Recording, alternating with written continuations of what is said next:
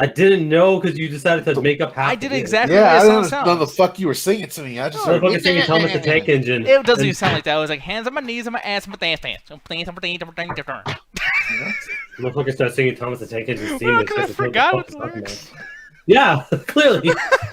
No, it's like hands on my knees with the ass on some dot. Or no. Oh, What? God damn. No, 'cause on she says some on my dot dot shit. shit. On my dot shit, yeah.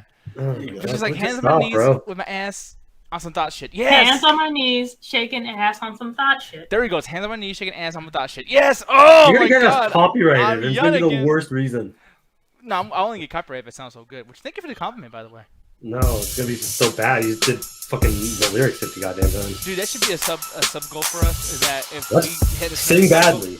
No. Yeah, but with We already got video footage of you, sir. exactly. That's what I'm saying. Like, you're the worst person to say that because it's all turning on you. I want you. That's why I said sing badly. I didn't say you sing badly. I said sing badly as a fucking catch-all term. Hands on my knees, shaking ass on my dot shit. At least I get the lyrics right. Oh, yeah, I got it right the whole time. So fucking smart. What's up, everybody? We're back. Oh my goodness, we're back doing our typical talk about random things and arguing and blah blah blah. But I mean, this time it's on some dot shit. So yeah, what's up, everybody? I am a lot more happy now. You know, earlier I was by myself and I was like upset for like a half of the fucking show, and then yesterday I was like really upset. But now I'm joined by other people, so I can just sit back and let them talk. First of all, Alan, tell the people how you doing. What is up, dude? I am doing good. Back to be on the chat attack. Let's get some opinions that'll piss people off. Yeah. By the way, I like how you never stop that shit though. Oh, I'm Alan Jagazine. I have a tie on. I have silverware. Why are you doing it like that? Like, why are you so regal? You sound like fucking some British person. That what? I don't know. That's like the first thing I think of, like regal people, whatever. Oh, Yeah, that's fucking propaganda. People think British people because that's how we saw them in movies that they're proper. No, they're a bunch of assholes. They are assholes, but they're proper assholes. But speaking of assholes and unproperly, I don't know. Ganja, how you doing? I'm doing fine. How about you, sir? I'm stupid. I don't even know why I'm calling you an asshole because I'm definitely the asshole of all of us. But I'm not. I don't know. I would say You're I'm more proper like too. the duty cover tape. There you go. What? Thank you.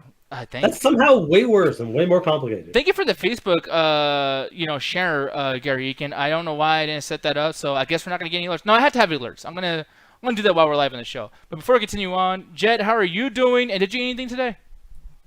I'm literally eating right now. I'm eating up like 5-minute warmed up spaghetti. Oh, fucking disgusting. Anyways, I know it's ugly. Don't you say nothing, Alan. Why is there? No, dude, I thought my screen was freaking out. Like, why is there a green screen like right there? Oh yeah, no, it's me. It's me. I just have to fix it. I know. Like, I know. oh It sounds shit, water's fucking up. No, I don't have $500 to fucking get a new one. I should have did this shit before. I'm sorry, everybody. It take a long time for me to get used to things again. I don't know why I'm talking like that though. You know what that reminds me of, man? This is what was it, a couple years ago, maybe like 3-4 years ago, a 3rd or 4th anniversary party, where like all the hosts did like some shit behind a green screen, and it was like up to the Toasties to do some bullshit, like they basically put stuff on the green screen to try to make their own movies. Oh yeah, I remember that shit. They had Patrick do it with his shirt off, and that was fucking disturbing, right? And then I don't remember that, but I mean, interesting. That's where your brain went. I like titties. So yeah, anyways, the show will continue on.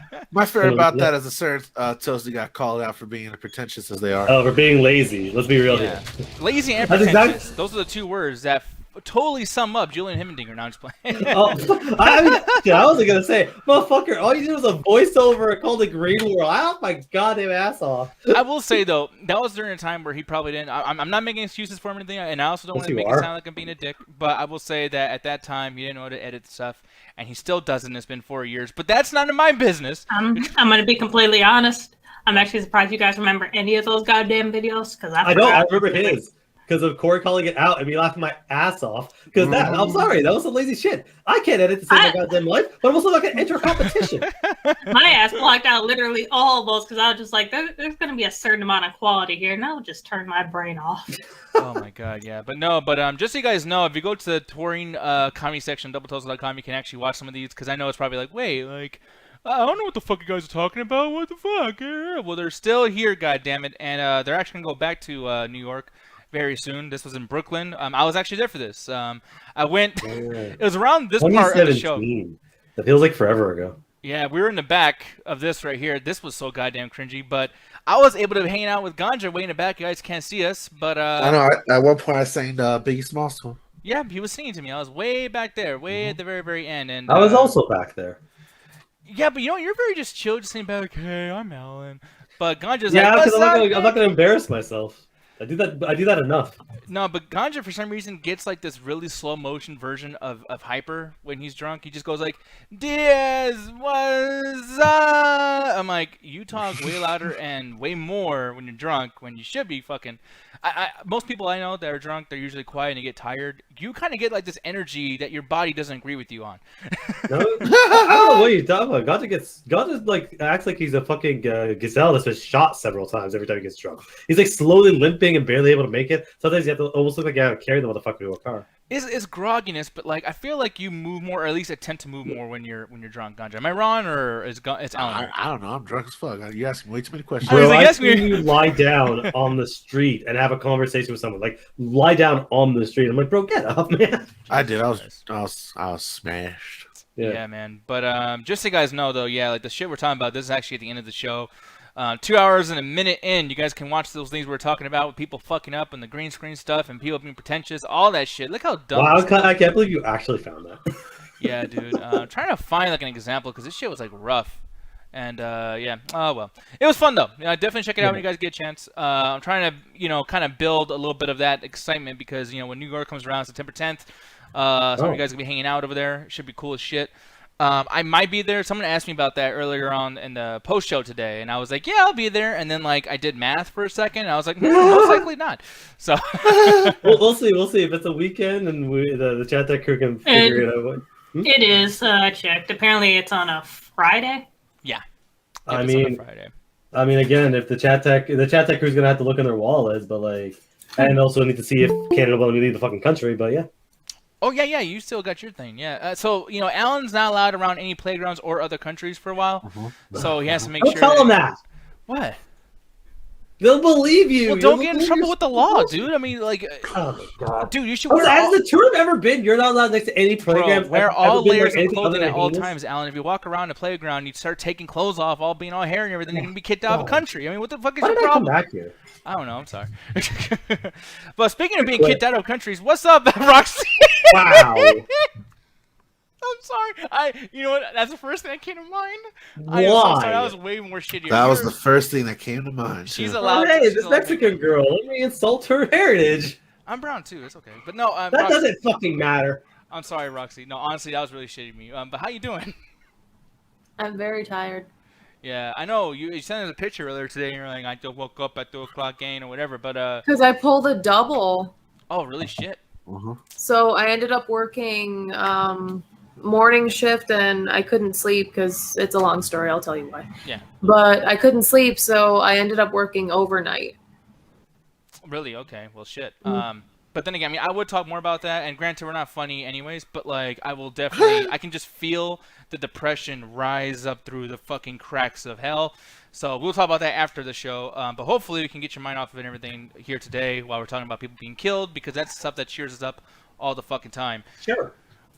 Here's the thing, though. I want to put this out here because I know someone's going to be in the chat asking questions. Which, by the way, Jojo Cat, what's up? Aubrey James, Gary, Ryan, all you people, what up? How you doing? I said, what up? That was weird. But we might talk about Fast 9 today. We have enough time, and Corey's late for shit. I'm going to have Alan talk about Fast 9 because I certainly don't want to talk about it. I fucking hate Fast and Furious stuff. So, yeah, we'll see what happens with that. By the way, Roxy, are you going to watch Fast 9 at some point? That's the new one that came out, right? Yeah. Because I'm gonna be honest, I don't remember what fucking number we're on because they keep changing the numbers and then they take the numbers out of the title.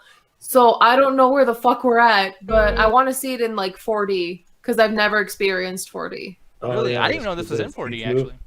Yeah, they had the whole fucking box thing where it shakes and moves and it feels like you're being thrown around in space and shit with Vin Diesel. Yeah, I've never had. I don't think we have those, at least in my city. So I've never experienced that. That's because Canada sucks. Yeah. You know what? Normally it would be like, I mean, I usually just kind of feel the mood and just kind of like see what we're going to do. And I have plans to talk about the trailers, and we can talk about that in a bit. But since we're already here, Alan, I'm going to just throw it to the wolves, dude. You know, because we're professionals, we can do that. Dude, what'd you feel about this, man? Were you hyped about this beforehand? Because I can't remember when we talked about the trailer before if you were like, oh, dude, Fast 9, can't wait.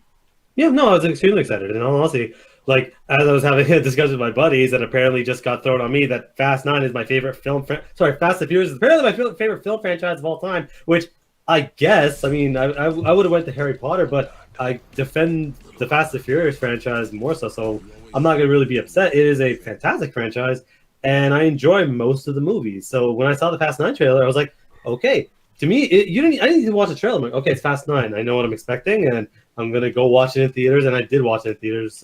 Basically released it. Yeah. So on that note, though, going to the movie theater because it's funny. Chris Herman, Mr. Reverend 7, we always rate him after the shows and everything. He always helps us out too. But he went to go see Fast 9. Apparently, him and a bunch of other people in the parking lot got their tires slashed. So I don't know if that's heard someone... about that, man. Yeah, I don't know if someone's like walking out of the movie. They're like, man, that movie fucking sucked. Slip, just cutting everyone's fucking tires off. No, just like again, someone just some junkie. He's like who just randomly goes and like slices some random person's tire, unless like Chris owes money to somebody and that was a message. Like I don't know why someone would do that. I don't know. Just white people like Chris go through so much, you know, and they're just over there just Dude, trying the to last enjoy a this movie. year's been shit for him, man. No, it really has.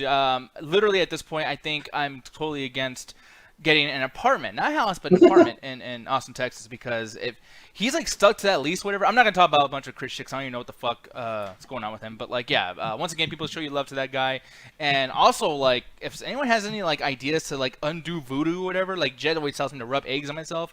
I think that's like a sexual thing she wants. I don't know, but tell Chris to do that. What's sexual about rubbing eggs on your body? I think it's sexy as fuck. You don't like eggs.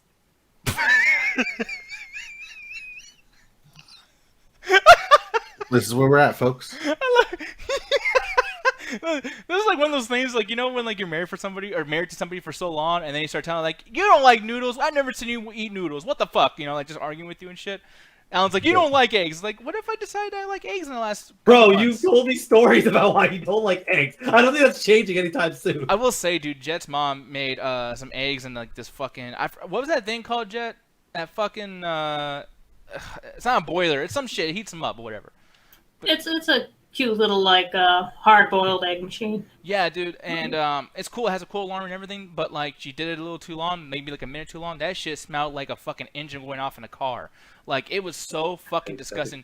By the way, okay, it's the way you made it sound. I was like, wait, that sounds horrible. No, it is horrible because for those of you people in chat might have some vehicular skills or whatever, but like essentially, if your battery, not the engine, if your battery is going out, they literally have a smell in there to alert you, and they purposely chose the smell, the authentic smell of rotten eggs. Actually, yes, but also it's because of the sulfur. That's actually sulfuric acid. So the reason that smell happens is because it's decaying and it's leaking out. Eggs also contain a lot of sulfur because that's what the protein is. So that's why you smell that. They actually add that to natural gas because natural gas doesn't have a smell. So they add something they add something that's so like nobody likes that shit. So you go like, what the fuck? Someone farted a bunch of times? Oh wait, no, there's a gas leak in my house. I gotta get the fuck out. Yeah, I literally thought it was like my ass in the car, just like, oh god, what the fuck is that smell? And then you know it is what it is. But like over there at Jed's house, that whole egg thing was going on. I was like, god damn, that smells terrible. Well, I guess it makes it worse because it's hard-boiled eggs, which basically is like they do stink. Yeah, they really do, and I think that's a pretty cool thing to not pretty cool thing, but I think it's a good smell to choose to allure somebody because like who the fuck's gonna say like, oh, it just smells like sulfur and wow, it smells like rotten eggs. That's great. It's like no, that's why they add in. They add something like sweet because people are like, oh, lavender, that's great. It's like no, something's gonna blow up. Get the fuck out. Yeah, but the thing is, and by the way, guys, there's a poll going on, a best Fast and Furious movie poll. Oh. So if you guys want to go and vote, I'll answer that easily. It's Fast 7. Fast 7, really? Yeah, because here's the thing too, and the reason why I brought up the Crest stuff and the card things and blah blah blah, even though all these things do kind of connect somewhat, but like, you know, he had a bad theatrical experience by having a situation happen. But for you, how was the theatrical experience? Like, did you watch this movie and go like, okay, good thing I watched it here as opposed to watching like on an app like HBO Max or blah blah blah? I know it's not eligible to be on HBO Max, but like, if it was, would you have rather stayed at home or were you happy that you went to go to the movie theater? In all honesty, I'm kind of the person, no matter what the movie is, I prefer to watch in the comfort of my own home. Just because, in all honesty, sometimes I want to rewatch a scene. Sometimes I want to pause a scene. Sometimes I want to, you know, sit there and like maybe just like look at something else, or maybe I want to pause and check a message. Like I like the comfort of my own home because I can watch at my own pace. When I'm in a theater, I feel like it's like an obligation where it's like I can't look away to the screen at any point because I'll miss something that's going on. Now, yes, obviously there are action movies, you don't have to worry about that, but like I like to enjoy things at my own pace. Where it's like in the theater, I have to enjoy it at its pace. But again, it's a big summer blockbuster movie, so I guess it's the proper experience. But just to get anything, I fucking hated this movie. Really? Like, oh, thank God! I thought you were legitimately. Gonna To me, it is one of those situations where I love the Fast and Furious franchise. In fact, I watched a bunch of them actually, 6, 7, 8, and Hobbs and Shaw with my buddies a couple days prior to get ready. And we're going through, and one of the things that I enjoyed about the Fast and Furious franchise is that it always managed to push the franchise forward. every time there was a movie, it added characters, it added scale, it diversified around the world. It always did something interesting, and to me, it was one of the franchises. The defense I always gave it, because it was like, "Oh, it's so dumb! Oh, it's so dumb!" 1,800 people on the internet saying it's so dumb. Guys, come up with something a little bit more like nuanced instead of repeating the same 5 fucking jokes. We get it. The laws of physics don't matter in this franchise. You have anything more interesting to say? Yeah. It's like that always bothered me. So I always felt the need to defend it because it's like I look at this and go, "Yeah, there's a lot of crazy stuff going on," but the in-between stuff is extremely interesting with the characters because they're all simple characters. I'm not gonna say they're complex; they're very simple characters. But you get to know these characters over this franchise, and you grow with them, and seeing them go through a lot of the interesting stuff. Like every movie has like 3 big set pieces: the one the movie sold on, the one at the very start, and one in the middle that's a bit more creative. And watching the Fast franchise, I'm like, they always manage to top themselves. So I was excited for Fast 9. But almost immediately, there's always like there's sometimes in a movie where there's that one point at the start where you're like, you just get this gut feeling about it. I don't know if you've ever watched a movie and go, I'm 20 minutes in and I've made an opinion of the whole movie, and you have to fight it sometimes. You're like, oh, this movie's gonna suck, but no, I have to fight it. Yeah. There's a scene about 30 minutes in where the entire cast of the movie's in one room, and I'm like, oh, this movie's gonna suck. There's like 5 people, the colors all washed out. I'm like, you lost every single person that made this franchise interesting. Like, you're focusing on Vin Diesel, but Paul Walker, who was an emotional core of the franchise, he passed away years ago, so there's ain't no way he's coming back. The Rock and Jason Statham, which added a lot more of the comedy and more action-packed stuff, and a lot of the the funny moments, they're gone because they're doing their own spin-off. This movie is gonna fall apart immediately, and it kind of does. Where the first action scene you see, they're driving through a minefield, and I'm like, this is all right, I guess. And then they go through the car Tarzan thing, and I'm like, why isn't this cooler? Like, this is like what you saw in the trailer is what you get, but usually in a Fast and Furious movie, it's longer. Like, you get the screenshot in the trailer, but then they extend it. With this, it was just like, it wasn't any in the context of the movie itself. It wasn't that cool, and in the context of the franchise, it's pretty lame considering the fact that in the prior movies they were doing crazy shit with like cranes and stuff and wonderfully shot visuals. So immediately, this movie's just falling apart at every stance. Well, and they get this done so fast. Because I know a couple of things. I did watch the movie really quickly on bootleg and everything. And I will say, like, they did this way too fast. If you're going to show this shit in the trailer, and something as big and huge scale as this, you don't fucking just bust your wad that fast. Like, what the fuck are you doing? Like, I feel like that's really dumb. The thing about the franchise, it always has 3 major action set pieces. You have the one at the very beginning, like in Fast 8, you had the crane scene. It was really, really well done. But then what was the middle one was the zombie car thing, which was really, really cool. And then the end sequence, which you sold the movie on, was a submarine. With this one, that was the first action scene, and usually they're a lot more fun. But this one just felt like it just wasn't that interesting. It's like they ran out of ideas. It's like you're nearing the end of your run as like think this is a season of a television show. This is like season fucking 5 of The Walking Dead, where we just ran out of shit to do and we just creatively bankrupt. But I'm like, wait, maybe I'll like it as it goes on. But the movie focuses on Vin Diesel, and watching the franchise, the worst character in the movie. Vin Diesel can't act. I'm putting my stance down. Vin Diesel is the worst actor I have ever seen. Holy shit. And I was trying to give the benefit of the doubt. Look, he's the face of the franchise. He should be good, right? Literally, when you're laughing our asses off and he's trying to act. Not in this movie, but like we're watching a Fast 8, and this is a situation where he becomes like the bad guy over the course of the movie. And he's trying to act like going, I had no choice. Bursting out laughing every time because he sounds like he's a parody of himself. Like he's trying to be serious and it doesn't work. So the Fast 9, for some fucking reason, decides to focus on him and starts giving you the backstory. But the benefit of this movie is they basically give you a like back in the day type shit where you get to see his origin story when he's a kid, like 17, 18 years old. Looks nothing like what he is when he grows up.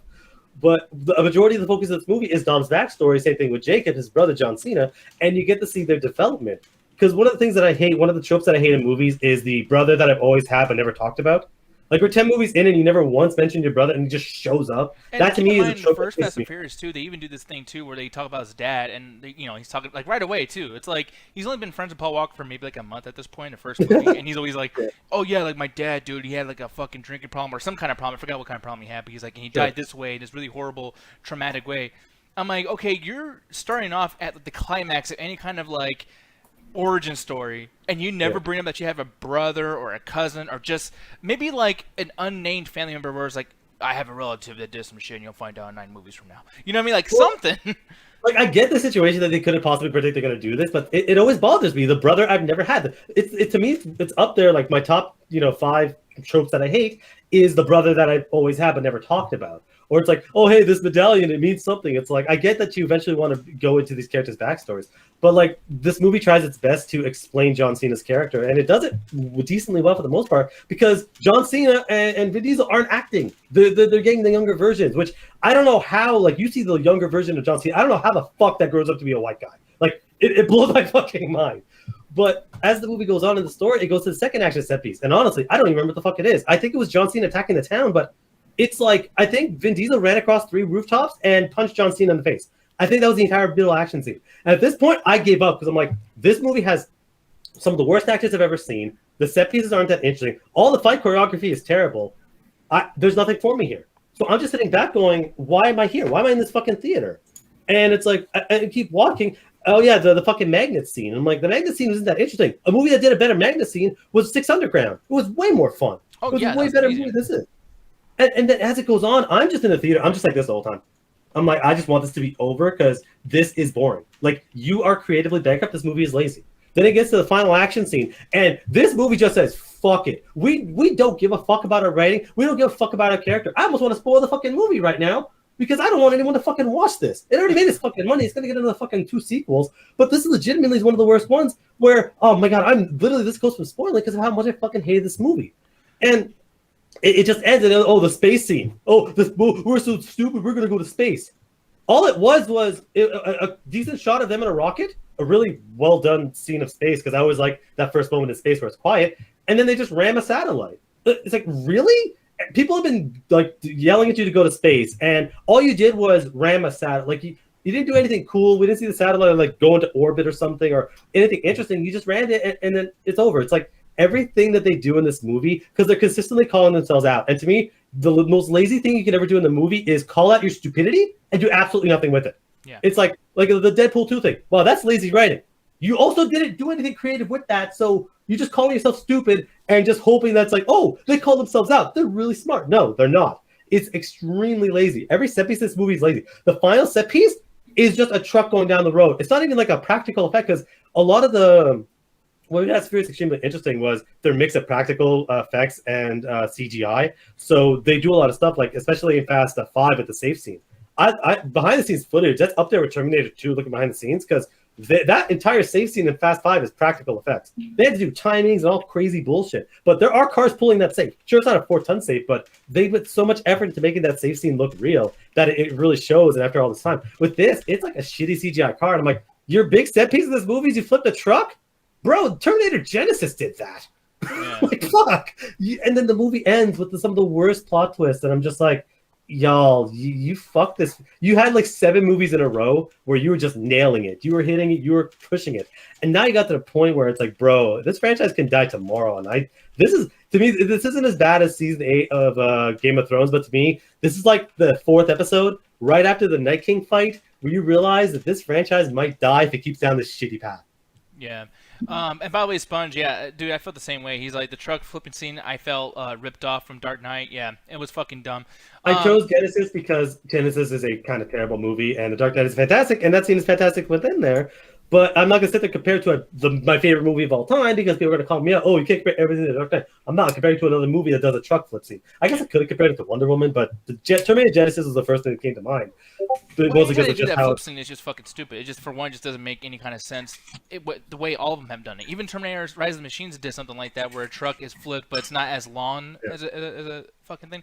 But like, yeah, it's kind of ridiculous too. I just don't like when they do that, because they're gonna show in the trailer. It's gonna be a nice slow mo, like, ooh, and I like the audio being muted a little bit. It's like, oh shit, it's crazy. Because it's a huge event. Like, it's really difficult to flip through. And I get why in the movie it's mostly CG, but it's like you had such a long running franchise. Like, again, watch Fast 8, and there's the scene with the zombie cars, and they call it that's what the set piece is called. And most of that is a practical effect. Like, there's a scene where cars are raining from the sky.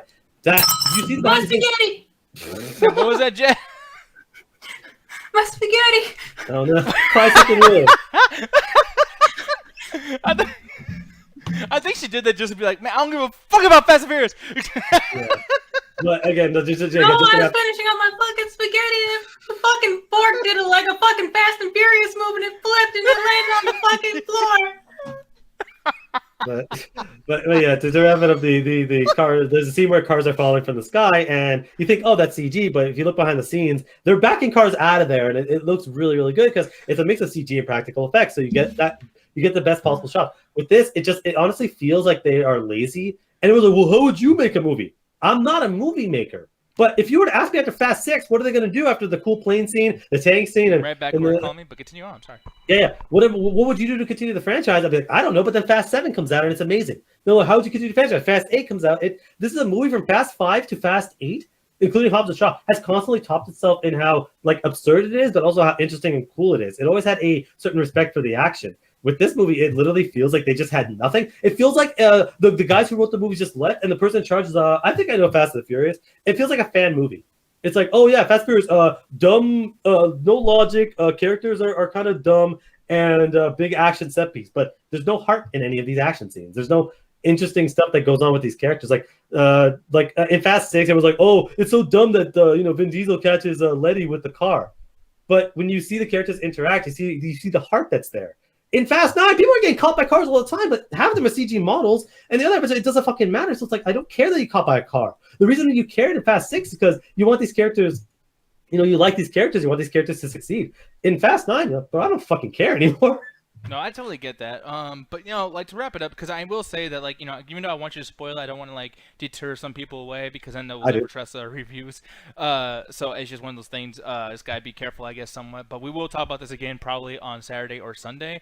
We'll talk about spoilers and stuff. But overall, man, rating wise, if you can put a numeric value on whatever this movie is, this is a 1.5 out of 5. Jesus fucking Christ. There's not a single. There's like one action scene that I kind of liked. But it's like, oh, this is the best action in the movie, but it was shot like shit. Like, Justin Lin, you have a problem with up-close action scenes. Like, it just, there's nothing, everything about this movie, the foundations of the Fast and Furious franchise, it fails at every single one. And it's like, the benefit of the prior movies is you could bounce off of The Rock, Jason Statham, a lot of the other characters. With this, it's focusing so much on Vin Diesel, and Vin Diesel's the worst actor I've ever seen. So it's like, it feels like there's nothing left in this franchise. And I don't know. I'll watch Fast fucking X, and if they're making 11th one, I don't fucking know. But if it's gonna be the same quality, I might not finish this franchise. If Fast 10 is as bad as this, I might just not watch the last one. Yeah. But moving on, though, I will say though, Roxy. What? Trick or treat, motherfucker. Fucker. Yeah. Hey! Oh shit. Hands on my knees and Michael Myers back shit. Nah. Yeah. You nailed it. I'm Look great. at Crispy there, Mikey boy. Yeah, look at Crispy, you motherfucker. Ice cream sandwich, motherfucker. Buster. I don't know what the fuck I'm talking about now. What? Yeah. you had a win. You're like, I need to kick myself in the I need to nuts. fuck it up. Yep. I need to fuck it up like how they fucked up a little bit of my, suspending of disbelief here. Why are these firefighters just sitting there waiting their turn like good gentlemen? Just like. By the way, no, I saw that and I was like, oh yeah, you know how loud and like difficult to deal with a fire is? They probably didn't even notice what was going on because they're busy, seeing the inferno in front of them. They're literally looking at him. He comes out the house. He's like, "Good morning, everybody," and they're just like chilling and shit. And by the way, his mask is sweating. They're also probably like, what the fuck's going on? Yeah, dude, that shit was amazing. That was cool. Roxy, what'd you feel? Because I almost wanted to call you and be like, "Hey, don't watch the trailer yet. Just get in the call. Let's watch it together, dog." But I knew you wanted to probably see it, so I didn't do that. But No, literally, I was, I think, 10 seconds into the trailer when you texted me, like, yo, dog, it's fucking out. And I'm like, I fucking know I'm watching this shit right now. Yeah, dude. Oh, I was fucking screaming, dude. Like, I was like, oh my god. Because, the thing is, too, is, I just watched the Candyman one a couple of days before that. And it was like, it was cool and shit. And we'll talk about that in a little bit because I am very, very excited about the Candyman thing. That was a very, very good trailer as well. But I did not expect that they're going to put out Halloween kills like this. And the way the trailer is, it's like, no more of the scares. This is what I liked about Jeepers Creepers 3, where these characters that he's fucking up are also smart. Where it's like this whole city or town is like, dude, we're sick of Michael Myers. We're fucking this dude up. This is bullshit. We're sick of this shit. But what'd you get out of this? I mean, did you like what you saw, or did you feel like it was too action-packed, or maybe they revealed too much? Overall, what'd you think, Roxy? Overall, I'm fucking hyped. I cannot wait for this to come out. But if you want my sincere, honest opinion, they revealed too damn much in this trailer. And I understand, I was curious. I wondered, like, okay, well, I wonder what the leak trailer looked like for them to reveal this much. Were they just trying to cover up, like, some extra shit that shouldn't have been released? Or did they just say, fuck it, and release that stuff and then add in new shit? But from what I saw, at least, it was the same exact trailer, just it was, like, someone recording it on their phone. Yeah. Sitting in there in the trailer, in the theater. Oh, I'm sorry. I keep interrupting. My bad. But what you call it? I'm so rusty. But no, like one thing to bring up to people too is like synopsis wise, yeah, we never really discuss any kind of synopsis when it comes to Freddy Krueger, Michael Myers, Candyman, any of that shit because it's not really all that important. You're just gonna watch a body count movie. But this actually kind of appreciates somewhat, this little synopsis going on where the town is gonna go and get Michael Myers. They're all pissed off with him and shit. But also too, it feels like they're trying to explain somewhat of his like abilities. Like there's a part where they're like, as angry as he gets, he's just getting stronger and stronger. Like for one, how the fuck did he even handle that fire? You know what I mean? And it just seems like they're trying to go more like the evil route and not so much like he's just a big badass who's fucking people up. Do you think they might go crazy with the thorn shit? Like maybe they might bring up some kind of witchcraft something, or do you even want that explained, Roxy, or not? So the vibe that I got from it was basically like the Grinch. Instead of him like instead of him like hating on the Who's and like having shoes that were too tight.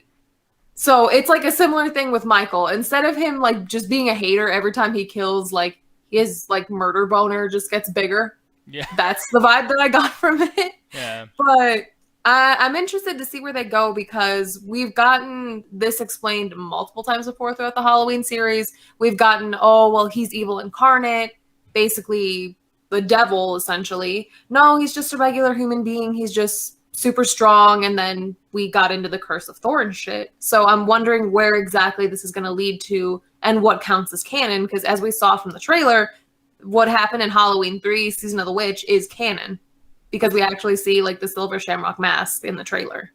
See, now here's the thing, because Michael Myers likes to dress up his victims a lot. Like over here, I think that's what you're referring to, and like I must have missed that because I'm like, wait, we're making that canon? Why? Well, it's always been canon, believe it or not. Yeah. Really? Mm-hmm. Yeah. I thought they just made that movie and then everyone hated it, so they just forgot it existed. Like, wait, we're talking about canon in the Michael Myers franchise? So just a small like description. So Halloween was supposed to just be the one and done, but then they tried to do like a horror anthology kind of series. So they thought they would start out with the third one and then see how people would like it, and then weave in like other different types of stories other than just Michael. But everyone clearly hated that idea, so we're at the point where we're at now. Now, as far as the trailer goes, and we're going to talk, I'm going to bring you up in a little bit, Alan, because I'm very curious what you think about this. But another thing too is that Jet, you saw my reaction to this. And I was hyped as fuck. Did my hype make you almost not as hyped, where you're kind of like, okay, let me actually look at this a certain way before he freaks the fuck out? Like, what do you think about this, Jet? If you're there, by the way. You were hopping around like some kid on some fucking candy. You were so fucking excited. Bro, you texted me like 5 times watching fucking trailer. Dude, I was so fucking hyped. But was I overreacting, Jet? Because, like, I mean, you saw 2018, and I'll speak for you for a second. I think you like that. So, looking at this, well, Jet, I gotta say thank you, Meek. I want your pity, but I gotta speak for you. Yeah, but yeah, like I did have fun with it. Like I thought it was great. Do you like the idea of the city kind of going back and trying to fuck with Michael? Because they're like, man, I'm sick of this goddamn shit over here, killing people and shit. I mean, that's gonna be interesting. A whole fucking city versus one man. Hopefully, they're just more competent than like what occurred in Halloween 4 with just a bunch of hicks on a fucking truck. Oh, I know, right? And you can tell they're all conservative. He teleports from the school to the bottom of a truck. It's amazing. I like how they kind of seem like people I wouldn't like too, which it almost brings up like some kind of reality that I like. This relativity of like, at the end of the day, we all hate those gun nuts and we all hate Trump supporters, but those red hats got a lot of guns. If there's like a Pumpkinhead out there or a fucking Jeepers Creepers or Michael Myers, you know what? Go ahead and bring out old Bill and Dale. Shoot that motherfucker. I don't got a gun. Like, we all need to get together. This dude will fuck us all up, and he doesn't care about our politics. It's Michael Myers. Everyone shoot him. Because in Halloween 4, dude, all those fucking rednecks were just like, hee-haw, let's kill that son of a bitch. Rocket at him at some point? You know what? I thought it was a rocket too when I was a kid. It's not. It's a rifle, but someone never seen a fucking rifle shot before. No, because I remember specifically him, like, blowing up. Yeah, it was like and, sparkles. Like, falling down a well. Yep, yeah, exactly. Mm-hmm. That's a shotgun, in their opinion. What? I know. I thought that shit recently, like 2 years ago. I thought that was a rocket launcher. When I was a kid, I was like, whoa, they got grenade launchers. It's like, no, they don't. They're rednecks. Like, they can't even afford good clothes. Oh, no. Yeah, but they'll spend that money on guns. America. Yes. But, Jet, you're talking about me jumping up and down. I got to bring up something. This theme song that they have on here, you started shaking that ass. I saw you. You were into that fucking violin shit. The... Who wasn't? The original is basically a fucking bop. It is a bop, but this new one's the fucking super bop. Like it's fucking popcorn, bro. Like it's so good. It's kids bop. It's bopalicious. What? It's bop that pussy. All I don't know what the fuck. Someone stop this man. It's like bop it. Stop it. I'll stop it. I will fucking bop it, dog. Fucking rockin' sock'em robots. No. Good. I'm glad that killed it. I was already the dumbest one. You had to get in there, but yeah, the only way to shut you up is to make you think you're not the dumbest one. But Jet, that music though, what'd you think? I thought it was great.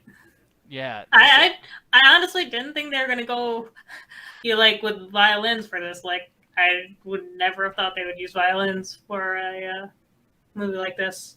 Although violins can be pretty creepy. Well, remember that Mother trailer? No. I remember it being stupid. Dude, okay, fuck y'all. Like that trailer is amazing. That violin was creepy, and then you got Javier Bardem like, I just want to breathe life into the house. And he's like, the violin was like stock crazy violin horror movie effect. But Roxy, don't give me that look. You guys didn't see this, but she did this. Like, what the fuck was that? It's like, it's my just Mexican the way voice. that you described it. I just pictured fucking Busta Rhymes. Fucking what? Just rapping over a violin. I just want some rap in this house. I just need some busting. Woo-ha! Hoo-ah! God, stop referencing that movie. For one, I was referencing an Al Pacino movie. Thank you very much. He does hoo-ha or something in some movie. I don't know. He got a nice ass. Something like that. Hoorah. I'm Al Pacino. I kill bitches. I don't know. Oh, yeah. Say hello to my little friend. No, but, I would like to see a horror movie with Al Pacino just walking down the hallway screaming at people. But here's the thing. I don't know why every time I'm going to introduce Ganja into a conversation, I always want to make some joke. But I'm not going to do it this time. Make that yoke. Get that yoke. But as this old lady gets, I mean, she is not accepting this death at all. She's like, why me? But Ganja, what do you think about this trailer, man? I actually enjoyed it. I'm actually, one of the interesting things to me is the whole town situation. I want to know what the fuck they're going to do with that. I'd like the idea of possibly like a high body count from the film. Not because they're going to just like have Michael just go around just like yeeting everybody that he could possibly see. But the fact that it's going to be like a reason for it. Like the town's hunting him down. He's trying to survive and make his way to Laura and finally end this whole shit. Laura, Karen, and anyone that's related to his ass, basically. And I'm very interested in this movie. I'm not as hyped as you guys are because you guys are more close to the series than I am. My only really kind of like real closeness to it is like Halloween 31st. Oh, look, it's a marathon, bro. Let's watch now. Halloween, yay! No, exactly. But like, that's gonna be seeing you guys hyped for it, it's got me very interested in it. Yeah, dude. Like I can't wait to have everyone get fucked up by like. I mean, the fact that he's like right away we see him use like a different weapon other than that fucking knife. Like, dude, like. By the way, though, he to correct myself a little bit later on in the trailer, he goes back to the knife. So like, dude, why can't you just stick with the axe? Like, goddamn, My Bloody Valentine got a good idea. He's like, look, it's fucking, it's lawn. It's I can. He ain't gonna be able to take out a whole town of probably 2,000 plus people with a fucking butcher knife. Because another thing too, Jason uses that machete. You know, machetes are not good for killing, guys. It really isn't. They're good for maiming. That's actually they're supposed to be designed for cutting fucking plants. Well, yeah, but like planks are not moving. Like honestly, if we're being honest, Jason should get a sword, like a samurai. But he's a goalie, so it doesn't make no sense. Bro, I would watch the next Jason movie if he had a sword. Dude, imagine if like he fucking pulls out a katana and just starts going. And you just have somebody else. I've been waiting this my whole life as he pulls out a katana. Then you can finally bring no choreography. It would make sense. Yeah. Oh, bro, legitimately, if I saw the next Jason movie, I just see a sword fight. I'm like, I have to watch this. Jason takes Shanghai. Oh my god, that'd be the worst.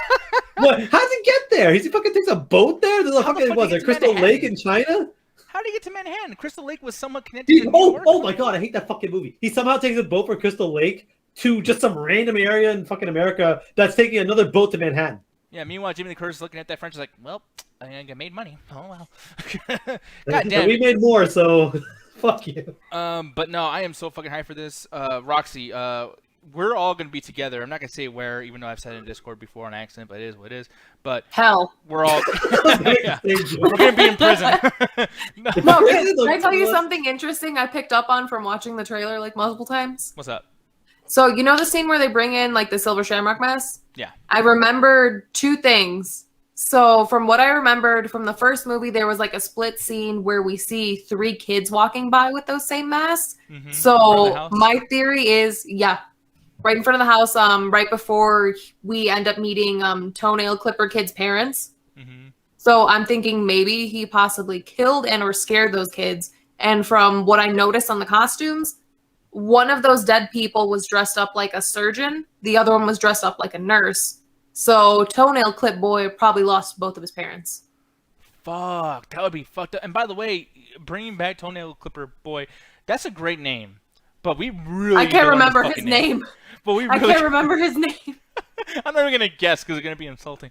Because I was thinking Kyle. No, but anyways. Wasn't it like Tyler or something like that? I don't remember. I say that he's a black kid. Is it like Tyler? No, it was like Tyler or something with like a T or something.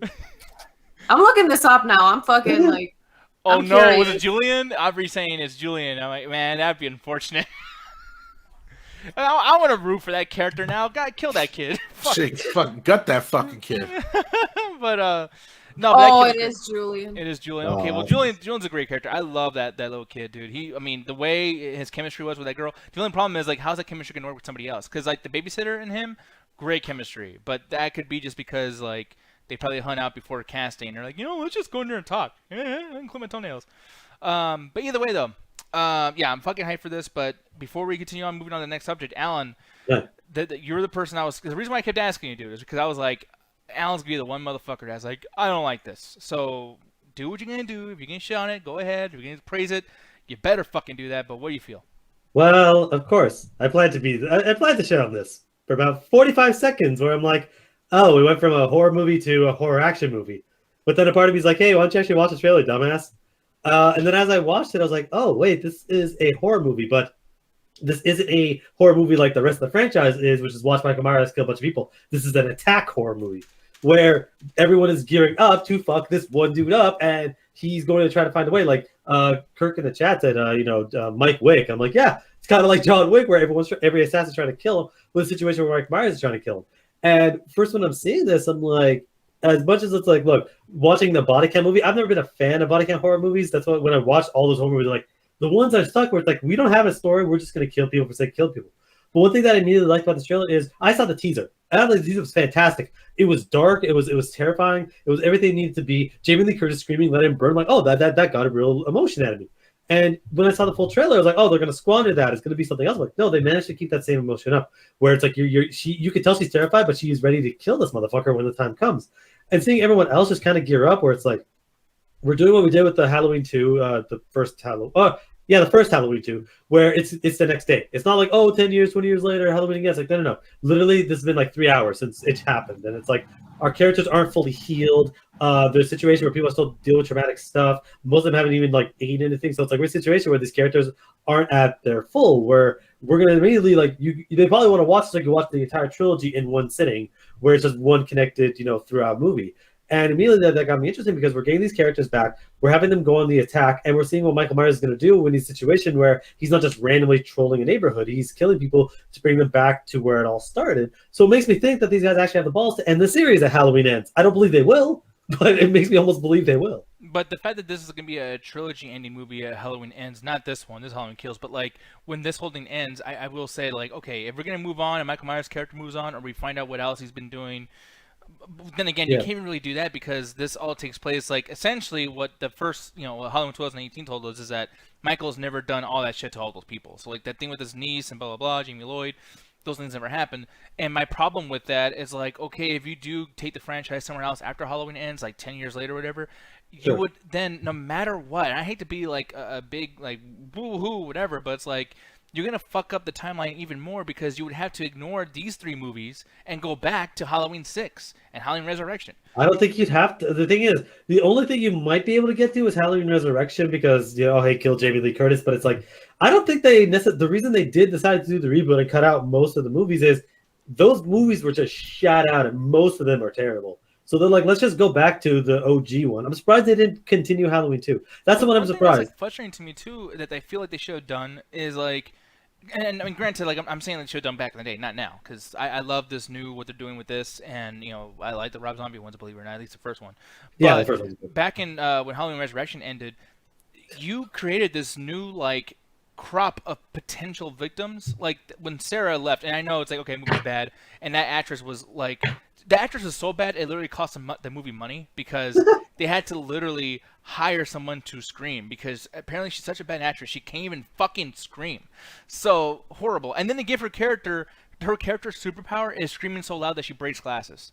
Which, by the way, never ever comes up later on in the movie. God damn it. Oh, fuck that movie. They always have that with superpowers. They know the fucking Jason 6 or whatever, where for some fucking reason attacking like the X-Men fucking kids because all of them have like superpowers or some shit. No, only one did, but it is what it is. But you're stupid. But I could have sworn it was a camp. Yeah, that threw me up. But anyway, you're defending that movie. Yeah, because I mean that Jason movie's kind of good. But like the thing about Resurrection, and I'm pretty sure Roxy might agree with this, but it's like, yeah, ha, Busta Rhymes. He's Busta. He's fucking stupid. But that character legitimately works. The fact that he was trying to create dangertainment, the fact that they went to that house and did what they did. I know the movie's not as good as all the other ones, but you're comparing something that is a little bit different, is at the tail end of the success of Halloween, and then you're comparing it to amazingness. I gotta tell you, I like Busta Rhymes' character. I want him to come back. I don't know what you feel, Roxy. Yep. I want Busta back. Yeah. Give me back the Busta Bus. Yes. No, he's the worst character in the worst movie. Bring back the bus. Hashtag bring the back bus. But to add on to your point, the biggest problem with Halloween Resurrection is they essentially get rid of the original motivation, which was kill Laurie Strode. Once he does that, it's like that's kind of the whole point of it. Like when you have a situation with the reboot, it's like okay, he's still trying to do that. He's just going to kill a lot of people on the way. So I think the not necessarily the issue, but where they're writing themselves with the Halloween movies is we know what the what we're dealing with. We know what the end goal of this character has to be. So eventually we have to end the franchise. With Halloween 7, it's like, well, or Halloween 8, sorry, let's try to change up the formula. But it just turns into a basic, slasher movie where it's like, oh, they're in a house and this guy's just killing them slowly over the course of whatever the fuck. But it decides to go all meta because all horror movies go meta at that particular time of era, yeah. But the thing is, though, is that what they did differently here that I feel like lots of other movies probably wanted to try to do, especially with the coronavirus thing, because, like, there was a movie that came out last year called Host. There was a movie that came out 8 years ago called fucking Unfriended or whatever. And it wasn't 8 years ago, but it was some other time. Wow. And then also, too, VHS. There's a lot of movies like that, and I'm like, dude, like, Halloween Resurrection came out fucking, 2003 or something way back in the day? Something like that. I think it was 2002. But anyways, either one. It's like, that was doing something actually a little bit different. Now that we have technology the way it is, and by the way, too, like, the way they're doing this shit with, like, the cameras and everything, is that not, like, what the world became later on? Like, people do live streaming. Imagine Michael Myers interrupting a stream to fucking kill you, dog. Like, that's amazing. They could have done something really cool there, and this was a different concept. I mean, granted, Alan, I'm just a big Michael Myers lover, so I'm and I do too. I'm talking about my favorite, horror icon. It is Michael Myers. I feel like his movies, even though they're kind of, even though there's a lot of bad ones, they're entertaining. They're entertaining from start to finish. Even the ones that everyone hates, like I genuinely enjoy. Again, I genuinely enjoy 5. 6 to me is fucking hilarious. 7 is like my favorite one, and it's like I genuinely enjoy these movies. But when 8 came along, it just felt like I was watching a really discount movie of films are going around like a discount Scream, or it's like, well, every horror movie now has to go meta because this is what ends up happening around this time. Like it might have had interesting concepts that maybe you could do now, like if they wanted to, if after Halloween ends and they're like, well, we're going to run this franchise into the ground again, and they want to do a found footage maybe, through phones where it's like you're only seeing them through random angles, that could be cool too. But you're losing what makes the character, his interest is that he has a defined goal. The thing about Jason and what made Jason stupid is, what the fuck's he doing? He's just randomly killing people for no fucking reason. With Freddy, it's like, okay, he gets power from fear, so I'm like, you can do whatever you want with the Freddy Krueger franchise. You don't really necessarily need, Nancy from the first one. See, when you say goals, and not to, because I know this might get into a thing where the show will get really, really long. So, I'm saying this not to have the last word. I'll probably give it right back to you before, just so whatever. But like, I do think that like, I don't like having a goal for everything. Like, for instance, Game of Thrones, they had some type of goal, and they gambled on that goal, and that goal ended up pissing people off. The Walking Dead was like, hey, we didn't think Negan was going to be more loved and hated, so we're just going to fucking, like, fuck it. We might give him a show. But just, who cares? Like, whatever you guys want. Like, we're a deli. Come over here. You want a certain topping in your sandwich? We got you.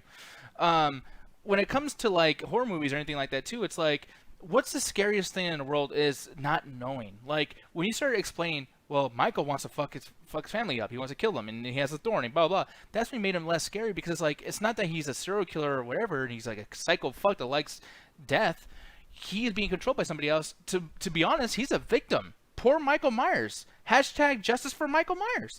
Like, you know, like, that's when they fucked up. So like when I'm looking at these new movies or whatever, and especially looking at Resurrection, I love the idea of like, it's not that he has a goal, it's that his goal is like, I like flesh being ripped apart, and you're in front of me and you got flesh. It's time to get to ripping. You know, like, that's such a cool thing. With Freddy Krueger, he's just fucking evil. As long as you're like someone who has like sex parts, he's probably going to be interested in fucking with you. You know what I mean? Like, he's a pervert. He's a child molester. Blah, blah, Yeah, but the problem with that is that once you just like, oh, this guy just kills for kill's sake, you run the situation of like, well, we got to keep every movie interesting. Well, how do you do that? We got to do the body cam. We got to do the interesting kills. And like how the Jason franchise ran itself to the ground like 6 fucking different times. What always made Michael and Freddy stand out is you understood motivation, and it was the movie around the motivation that made it scary. Where it's like, this guy will kill everyone in his way because he was like Terminator situation.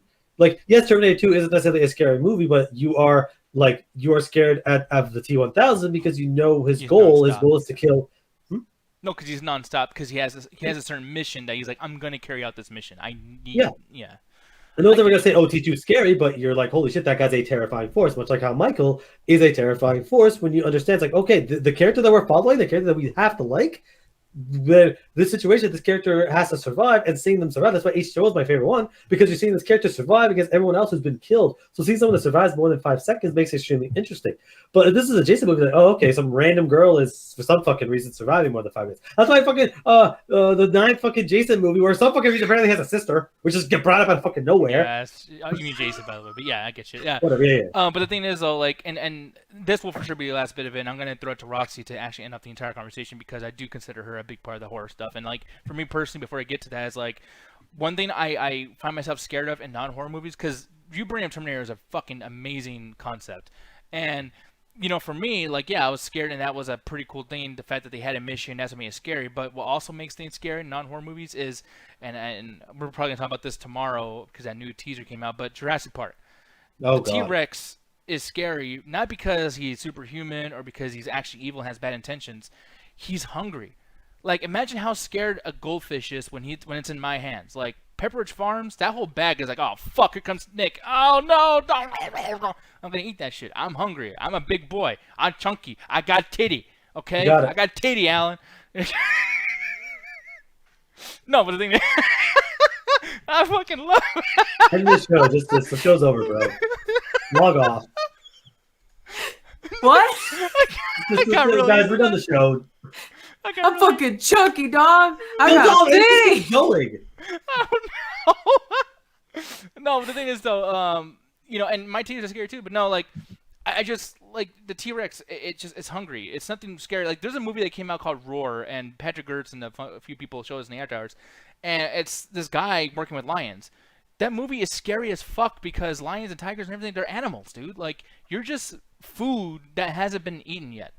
And that's horrifying to me. And, you know, you look at movies that scared the fuck out of me from back in the day, Night of the Living Dead, Dawn of the Dead. It's not that the zombies are like, we need to do this thing so we can get to this part or this part. They're gonna eat us. Like, I am food for the zombie. That's horrifying to me. The fact that they'll be at my door and they won't stop because they know that there's food in there. And it's just like, and I'm the food. Get me out of here. But Roxy, to your point though, do you prefer Michael Myers with a mission, or do you prefer him just this nonstop, like, your flesh, I want to rip you? Honestly, I love all of it. I'm super biased, so it's probably I can't fucking talk. Probably. So I appreciate the fact that he does have a mission and he does have a set goal in mind, because you are interested in, like, oh my God, like, is Laurie going to make it out? Is little Jamie going to make it out? Is Rachel going to make it out? Is whoever going to make it out? Or what exactly will stop him, or what will get to him and probably, like, connect with him on a human level, which is something interesting I really found from 4, 5, really fucked it up, honestly.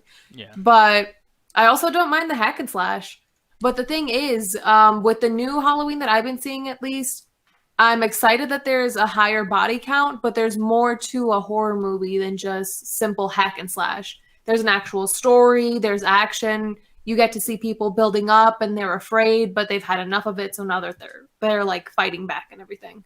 So I think the new movie has that, which is the best of both worlds for me. Well, actually, another best of both worlds situation I think is pretty cool is what they're doing with Candyman. So moving on from this, man, and there's not too much I can say right now because I feel like there's a lot to be revealed, which is fucking cool. I got, for one, the beginning of this, that trailer and the little puppets thing. We talked about this a while ago, Roxy, when they did a trailer that was just those puppets or whatever. What do you call those, by the way? I don't know how to say it. Like shadow puppets? Yeah, yeah, okay, that's what it's called. Yeah, but it was like the creepy shit. I had goosebumps, bro. Like I literally had goosebumps coming out. Like, oh my god, that was so fucking good. And they did this trailer and they combined, without the Beyonce shit. Oh my god, the fucking first trailer was absolute garbage. It was awful. Say my name, say my name. Oh god, it's Candyman. Say my name, say. I was like, oh come on, the fuck. And they even do like that little white girl, the one who's always making shit creepy. They put the Beyonce version. I was like, that song sounds good.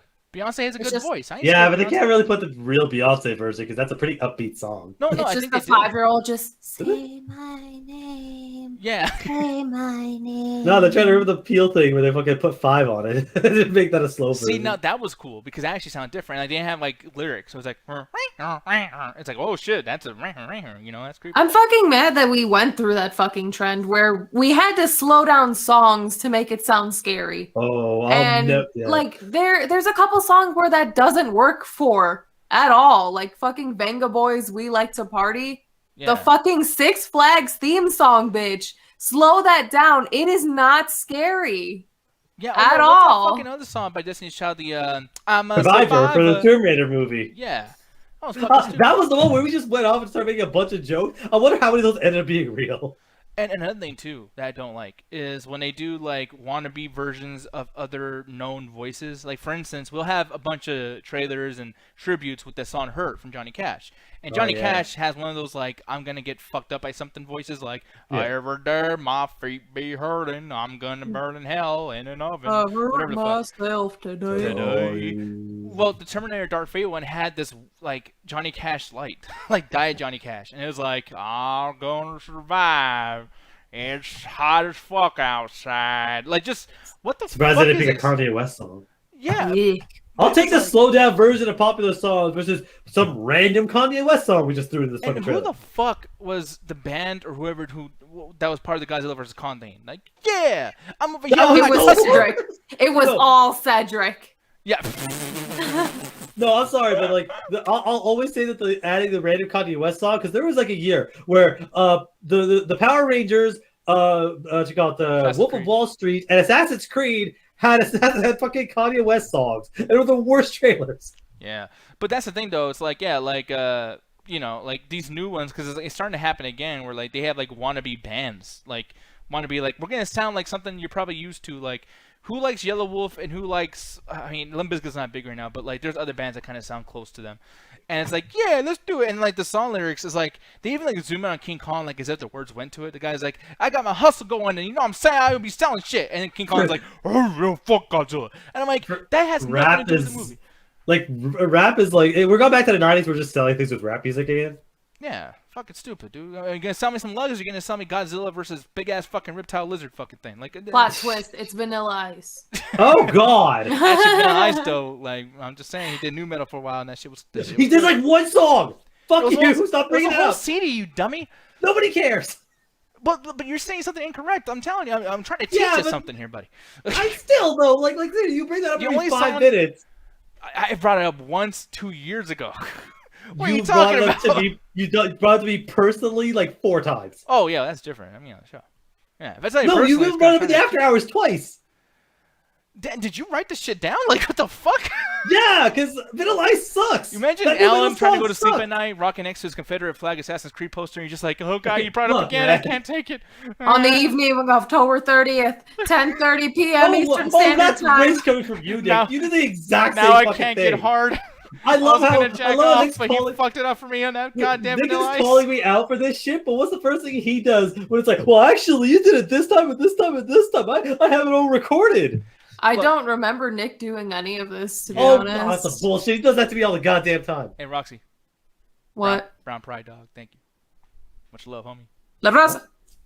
So are you just gonna betray him right now? Because I don't know. Gang. See, the thing is, it's family.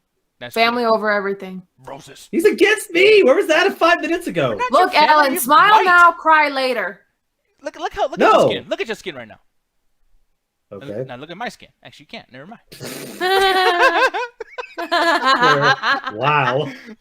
Where was that Fucking going? look at me, dog. Oh, that's right. You can't see me. Yeah, where are Never you mind. going with that, Hey, bro? just like John Cena. You can't see me. We're on topic, bro. You can't see me. Okay, anyways. The Candyman, though. You can definitely see him, I think. I don't know, because I'm looking for Tony Todd. And is he not in this movie? Because someone in the chat said, did they change the concept of what the trailer was? And I feel like they didn't, but I feel like this is going to be numerous stories in one. Like, for instance, that one Shadow Puppet solo trailer that we saw, the second teaser, that one showed many different areas of, like, police brutality and black people being killed and blah, blah, blah. And one of the things they had at the end of the trailer was actually the slave story from Tony Todd, where he fell in love with one of the white slavers' daughters or wife or something, and then they cut his arm off and they covered it in honey and tortured him with fire and bees, which is like, holy shit, that's fucked up. But then in here, they have like a narrator talking about, I think the narrator is Coleman Domingo, he's a guy from Fear the Walking Dead, but he's talking about, like, you know, this kid was selling, like, the fucking candy and some other shit happened. Like, he was innocent, and that's why he came back to kill people. But then when, like, our main character, Yahya Abdul-Mateen, he basically asked, like, well, hey, is he Candyman? Like, what the fuck? He's like, no, it's a whole hive. Essentially saying that there's many candy men. You know, so what are you thinking about that, Roxy? Do you feel like we're going to have numerous stories? Or do you think they're not doing, like, is this not a sequel? What do you feel? I'm interested in seeing how they're going to tie all of this together. Like, is it going to be like a bloodline trait? Because they did touch on it on the sequel. I think it was Farewell to the Flesh, where he shows up in New Orleans, and they mentioned a little bit of like a generational thing going on. I'm wondering how, I feel like they're going to tie Tony Todd into that somehow. So, like, maybe they'll bring up the slave plantation owner's daughter portrait painter story, and then somehow that'll tie into, like, well, maybe this is what happened in, like, the first OG Candyman, the events that occurred there, and going on with what's her face, I'm forgetting her name, the white lady from the first movie. Oh yeah, and then maybe and then they'll tie that in with, maybe they'll skip over Farewell to the Flesh and the third one, but then they'll tie that in somehow, at least some kind of bloodline with this new story that involves police brutality. Because one thing I want to, like, go into a little bit is the way they change stuff for, like, It. Because I don't think It is a remake. I think it's also a sequel, right? The new ones? Or am I wrong for that?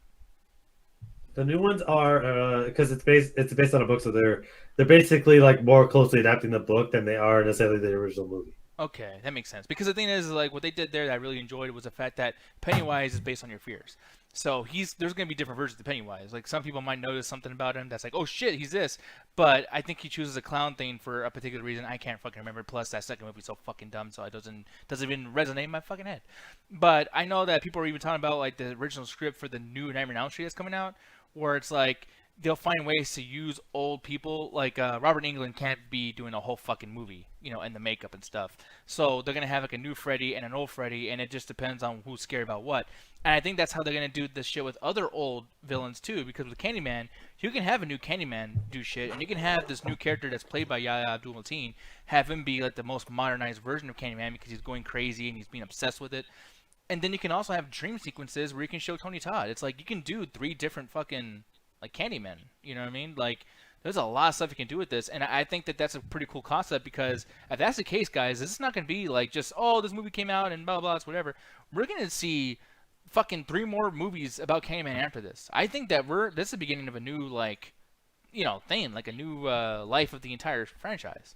Do you see that being the case, Alan, or you think that this is not going to be a universe-building thing? It's going to be like, one and done?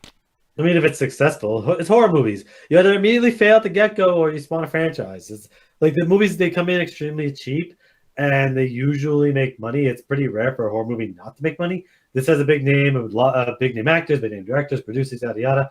But if it's successful, again, look at Halloween. Halloween cost like 10 million bucks and they made like over 100 million, and they greenlit 2 sequels, probably more. So if it's successful, they want to make more Candyman movies. That's like how they're gonna want to make more Nightmare on Elm Street movies and Jason movies. So it's like if it's successful, they'll make more until they don't want to make any more. Yeah, and by the way, to go back to my theory about like the whole Hyatt thing that they say in the trailer, check this out really quick. See, I think that like maybe Tony Todd's gonna be, maybe controlling other guys. Maybe do you see that being the case, Roxy, or not really? I'm seeing that be the case, but then I also saw something in the chat. I forgot about this. I forgot that the main character is supposed to be the baby from the very first movie. So I'm wondering how they're going to tie that in. Is he going to go through some kind of self-exploration where maybe someone makes a comment to him and then he ends up like having like maybe little certain bits and pieces of flashbacks, and then he tries to explore that, and then Tony Todd comes in, and then maybe we get the generational explanation? But I am curious as to how they're going to pull that off, honestly. Yeah. But before we move on really quick, I do want to get Jet's opinion on this, and then Ganja's. Jet, I showed this to you, and I don't know if I showed you this before Halloween Kills or afterwards, but instantly, like, do you think this is actually a better trailer than Halloween Kills 1 or worse? Yeah. That's really hard to say because I do like a lot of the direction that the Candyman trailer went in, but like the Halloween trailer was really hype. I basically put them on the same hype levels. Now, a big question here, and because I know you're getting sick of this shit, and even I am to a certain point, but there's a lot of police brutality mentions here, and they're going to talk a lot about like just how much Candyman took when he was a kid. Is that do you feel like that's gonna bother your enjoyment that once again we're talking about that stuff and it's gonna be really intense and once again black actors going through shit in movies? I mean, the first Candyman was about like the fucking dude basically being killed by white people. So, I mean, basically like the movie's like his character is literally about like being murdered and shit due to like racial shit. So, no, it's not gonna really bother me. See, for me, it was gonna bother me somewhat because, like, for me, I think Candyman is basically Black Freddy Krueger. Like, I always kind of compare him to Freddy Krueger a lot. But my thing is like, I liked that back in the day because he would kill everybody. To the point where, like, yeah, like, I mean, he killed, like, he fucked with, like, a black community and everything, but, like, his main squeeze was that white girl. And actually, that's the thing that Tony Todd does a lot in these fucking movies. He's always going after white girls. But the thing is, though, is like I thought that was kind of scary, and I thought it was cool because you don't have to make the story about black stuff, and you can still have a black main actor be the main villain and have him do a bunch of cool shit. And here it's like, okay, we got Jordan Peele's name on it, we got Nia DaCosta on this. Is this gonna be a movie where you think like white people are gonna be like, oh, I'm not in a mood for that. Get politics out of my horror movies. Like, you think that's gonna be the case, Jed, or not really? I think the majority of people who basically are going to see this have seen the original Candyman. So, like, I mean, if they're saying that, then I mean, it's just like, okay, like, you should know what you're getting into. Cause, like, anyway. Yeah. But no, I'm loving this very, very much. I will say though, I really wasn't even thinking about this trailer too much because I think you guys got that handled or whatever. I was just thinking to myself, like, how would you fight Candyman, like, for real? Because he got like a hook hand and a lot of bees. You think like if you stood towards a mirror and just like said his name this 3 times but had like some raid on you? You think you'd have a fair fight? Like some raid to just spray his fucking ass all them bees? Having random smoke might help. Yeah. It's I heard Alan like Candyman. What now, bitch? Yeah. And when I even heard him too, he's just like, wait, I'm not a bee, dumbass. Oh, fuck. Like, I don't even know. But, like, yeah, man, I never thought about that. And I also, like, keep in mind, guys, like, we like Tony Todd because of his voice, and he is scary with that coat on. But, like, if you really think about moments where he's, like, physically, like, holy shit, we don't see a ton of that. Like, he put a hook through a dude's back and to his front, whatever. But, like, no one ever attacks Tony Todd. What if Candyman's a big bitch? What if like someone like kicks him into something? He's like, oh fuck, and he falls down or whatever. Like, I mean, like, does he, like, besides the bees, does he have like superhuman strength. Where it's like, I mean, if someone was basically like going back and like trying to like, if someone had a hook hand, they're trying to like fucking smack me with it. Like, I'd probably move out of the way or like kick him in his fucking chest. Yeah. Like, How does he wipe? Don't think you have to No, worry no, about it. I'm being sincere. Like, ever since I watched Candyman as a kid, the one fucking question that has stuck with me through all these years is how the fuck does he wipe? he's got the Because other that hand. shit's gonna hurt. I don't think he shits. Everyone shits out. I don't think Even in the afterlife, demons though? spawns from hell fucking shit. Everyone He shits. just has the bees clean it up for him. No shit, right? Yeah, like, and dude, like, you know that when you open up his chest and there's a bunch of bees and like, bzzz, what if you open up his cheeks and a bunch of bees are in there? Right in his asshole, you know. There you go. Think about that, Alan. Never have to wipe again. No, I'm good. But we're about to talk about one of the scariest things. Actually, before you go on, apparently bees actually hate the smell of lavender oil. So, I mean, if you really wanted to fight for the fucking Candyman, just cover yourself in some lavender oil. Give him some good ass cologne or something, you know. Put that shit on. Yep.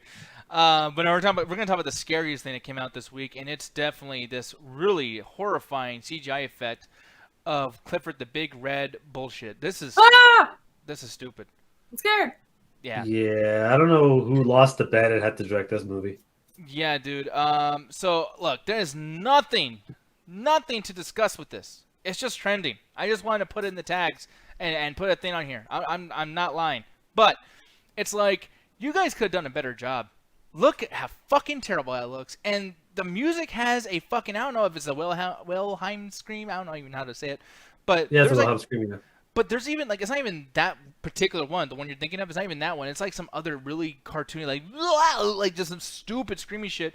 And then the dog like eats the other dog and then throws him up, and then there's like barely any wetness on the other dog. It's like you guys can't even, like, it's water. You guys can't even do that shit right to make slobber look like real slobber. I mean, I understand like it's clear to be a dog and shit's expensive, but goddamn, dude, you guys had time to work on this. Yeah, I'm glad about that because that shit is always gross to me. So I'm like, oh, cool, you're not putting effort into that shit. That like this idea of always throwing up, or it's like, hey, we have to have children's movies. At some point, they gotta shit or fart or burp or throw up because kids. I don't fucking know why it's in every kids movie. But when I was watching this, I'm like, this looks terrible. But then again, the trailers for Paddington also look terrible. But Paddington movies are pretty good. Like they're fun movies. They're more geared towards kids, but they're fun, wholesome movies that I've seen the first one twice, and the second one I've seen it once, and they're pretty good. And I got the vibes from that. I'm like, it maybe is as good as Paddington. We'll get something, but like Clifford the Big Red Dog in live action, like what made him work in you know the book and animated TV form was you could mess with the proportions, but he still looked cute. This dog looks terrifying. Oh, look at this shit. This is fucking horrifying. Well, like, here's another thing, too. Because I'm going to bring up some examples. And examples that you're probably like, man, this is some Nick Diaz-ass examples. And I'm sorry to bring those things up. But first of all, the idea of what could be cool about Clifford is the fact, because I liked this when I was a kid. I got my brain going. I was like, oh, my God, it must be terrible. Like, how the fuck does that dog live in that house? It's like a regular-sized house. And, like, it has floors, so, like, the dog probably hitting his head like, fuck, shit, goddamn fucking humans and you small-ass fucking, you know, the whole thing. And over here, right away, you ruin that whole concept because this little girl lives in a big-ass house. And I'm sorry, I don't mean that, like, now it's going to sound like I just don't like white people and shit, or regal people, or rich people. But, like, dude, I really don't like characters that are rich. Especially if it's a little girl. And she's like, I want the red dog. Like, the dog is sick. There's shit wrong with the dog. Tell that little girl to grow the fuck up and get rid of the dog. Yeah, stop being sad for an animal. Though? Huh? Do you remember how Clifford grows? With love? So, do you realize how fucked that sounds? Yeah. And with the other dogs that they're bringing in the movies, like, oh, it's a Chihuahua. No one fucking gives a shit about it. That's why it's so small. Just kick the dog out a window and be done with it, according to Nick Diaz. Just everyone just sitting in the theater fucking judging everyone's dog like, clearly they don't love their dog. They don't give a fuck about that one. That one's so fucking fat. They need to stop feeding it and loving it. Let's be real here. No one likes Chihuahuas. I like Chihuahuas. It is a pretty much. Yeah. I'm gonna be honest too. I think I like every dog. It's just if I look at a picture and it's ugly, I'm like, that's an ugly dog. And then you see it and it has like a happy like, they're all fucking dog. All dogs are dumb, by the way. Like if all dogs had voices, they just sound like Ellen. You know what I mean? Like, oh, What? Fast and Furious, my favorite franchise. Go fuck yourself. How about that? What? You agree with me? You said yeah. You dumb dog. Spicy. I'm just joking. Kick you in the nuts next time I see you. Hey, I love you so much. You will grow bigger. Fucking Clifford, big red rock. So you're telling me my parents didn't love me? Oh, man, let's not go there. Goddamn it. I'm sorry. Because you're right. Nah, they cut that shit short when you were young. They certainly did cut it short. Oh. What? I don't think that meant what you wanted it to be, or it meant exactly what you wanted it to be. I don't know. I quit now. But no. Hey, here's the thing though. This little girl, it's a little bitch. Okay, I don't like her over here. Just like I wish everything would be just fine. It's like it's already fine. You need a dog, and then she has magical fucking tears. Can we talk about that? Can we talk about how her tears? Bro, it's a girl that's upset about a dog, and she loves the dog and is crying about a pet. Like I don't see the problem here. But the dog gets bigger and bigger, and the thing is, it's not. The effect is kind of lost when the fucking house is huge. The dog fits. The dog fits for now, but it might grow where it's big. And plus, the dog fit in the animated TV show. The dog also fit in the house. I also like how in the animated TV show they talk about how expensive it is. They gotta buy like fucking 12 pounds of dog food every fucking week or some shit. Yeah. Like, because he goes through that shit like crazy. But it's like, yeah, no, it's gonna be a situation where it's like the house is huge, but they're doing that, so it's like a fish out of water situation. But look how they did this though. They did it way better, and I hate this fucking movie, but they did it way better right here, Bumblebee. Oh, it's gonna be the exact same thing. Actually, it's the identical thing where the character is, because again, that house is pretty big too, but he's just about the right size where he's gonna do this whole thing where, hey, this is a family-friendly movie, so at some point the main character has to destroy an entire fucking room. I don't know why that's a common trope, but like, hey, let's just vaporize this entire fucking room and destroy half the house because funny, I guess. Every movie does this. Paddington does this too. He's in the house for 5 seconds and floods the entire bathroom and causes the entire house to flood, like within 5 minutes of being there. I don't know why that's a common trend in kids' movie where the main character has to destroy a fucking bathroom. I guarantee you, in the Clifford movie, he's going to destroy a bathroom. I'm gonna be honest. It's also a common trend at my job. No, by the way, though, I did that at Jet's house in their bedroom. You destroyed a bathroom in the bedroom? No, you did what? I destroyed the bedroom. Guys, see, now you get me confused. What? God You damn. said bathroom. He said bathroom. You said bathroom. You said bathroom. What did you break? Because I haven't found it yet. No, in your bedroom. I was walking around. I'm bumping into shit. I'm falling off the bed. I'm not. I thought you said you broke something. Just like you broke it. No. So basically, Jet loved you so much that you grew so big and destroyed her bedroom. Yeah, either she loved me that much, or I loved Cheetos that fucking much. I don't know what the fuck. Just like Ganja with my fucking parents' toilet seat. Okay, so I guess destroying. Don't forget the fan I knocked out either. I guess You were helping. You were trying to make the bed, and you end up breaking the fucking like glass thing around the lights. This is So never mind. I Yeah. guess destroying an entire room is an extremely realistic thing. Come on, Ganja, stop fucking up, Ganja. Stop touching. No, Ganja, goddamn it, cut it out. I'm helping. No, but that was me though, man. I kept knocking over shit. Jet's fucking goddamn, those rolling chairs with the wheels, and I keep hitting my fucking toe on that shit. And I was like, No, there's some uncoordinated motherfuckers. Jesus Christ. no, You it's stub your practical toe shit. and you just move on. That's life in this house. But by the way, though, Yep. dude, I want to put it out there that that's some fat people shit, and I'm gonna take this time to do another one of my Nick Diaz, Fox News Diaz, whatever fuck shit. I forgot my name. It's been a while since I've done the show. But I'm gonna put another thing out there that like when people start saying like, hey, you should lose some weight because fat people are fat people and you know whatever. It's like another thing is that they keep breaking their fucking houses. You heard it here. Roxy talked about how Ganja broke that toilet. I broke some things. Okay, I've been knocking shit over with my cheeks and shit. It's like, yeah, that's another thing. You should probably put that on there with your your gym goals and shit. Lose some fucking weight. Or I should be like Bumblebee in this fucking movie or the big red fucking Clifford dog. Here though, it's like, yeah, I didn't like this movie. I thought this was kind of funny, but like it made sense for the place and like the house actually was kind of small and the fact that there were stakes to him like breaking the walls and shit. That was kind of cool. It's funny with Bumblebee. When you look at Big Red Dog, for me it's just lots of screaming and lots of goofy like, whoa, jeez, oh my god. Like for one, what'd be really funny is if he moved his tail and the dude actually broke his fucking back, because that would actually happen. Like why can't they do that? True. But it's a kids movie. Like you're not gonna have like horrifying injuries. I want to know what fucking job the fucking father has to be able to afford a house like that and a fucking dog that size in this day and age. Yeah, Probably it's most likely gonna be inherited or some shit, or he's like house sitting. Like it's gonna be a situation where it's like someone else owns the house, or he works in real estate. That's usually like the 3 fucking jobs He sells that a feet father has. pictures. We're all That would be fucking hilarious. broke. We can't relate to this shit. The fuck? I know, like, I hate this little girl, dude. Like, I really, really do. Like, and I haven't even watched the movie yet, but just sitting there just fucking whining and shit. Like, I wish I had more things. I mean, I already have so much shit, but I wish I had more. It's like, you shut the fuck up with you and your Bitch, stupid... you're like 5 and you probably have an excellent credit score. I love how she's crying over a dog, and all y'all like, man, fuck her. Yeah. Like, I mean, Yeah, fuck her. And here's the thing. Here's the worst part about it. Because it's all about marketing. It's all about how you tell the story, not exactly the story itself sometimes. And I will tell you, Emily's a bitch in the cartoon, too.